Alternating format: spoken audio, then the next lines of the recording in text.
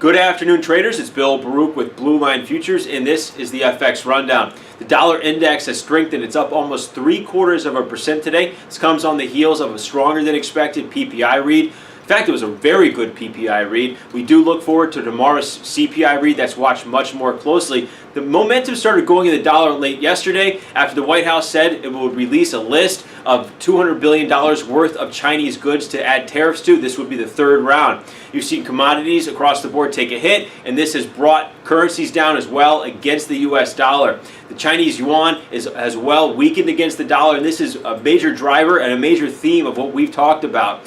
First, the euro. The euro is now closing below first key support at 117.40. This opens the door for further selling, but we do have the ECB releasing the minutes from their June meeting. This June meeting was when they talked about potentially not raising rates until after the summer of 2019. Speculators quickly thought that this meant December 2019 because that would be after Mario Draghi left office. But we've seen ECB officials since then rein those expectations in. September 2019 is in play. We'll be diagnosing these minutes to see any further edge and what we could see from the ECB.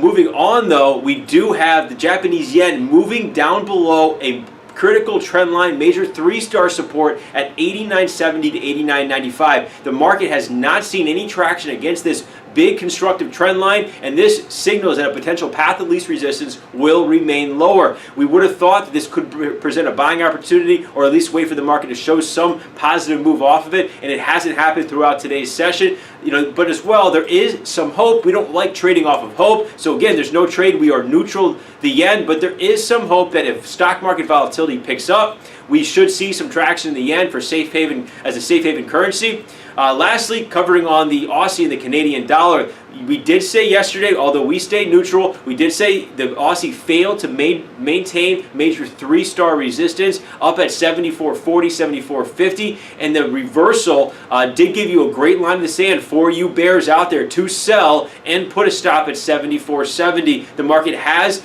picked up strength to the downside and is approaching major three-star support at 73.30 area. If you are short, watch this level to find some support. But as long as trade fears stay in the news, you're going to see the Aussie stay with the path of least resistance lower. And then again, lastly, the Canadian dollar. The Bank of Canada did hike rates today. However, this was expected, and the Canadian dollar is trading lower. It's been a casualty to crude oil and the other commodities. Crude oil traded from a high of above 74 to test $70. So again, the Canadian dollar is going lower with commodity prices and as the dollar index or the dollar overall is strengthening. Give us a call. We're here to talk about anything on the board. 312-278-0500. You can email us info@bluelinefutures.com. You can check our website for updates, and you can sign up for a free trial of our research there. But remember, futures trading involves substantial risk of loss. It's not suitable for all investors. Thank you.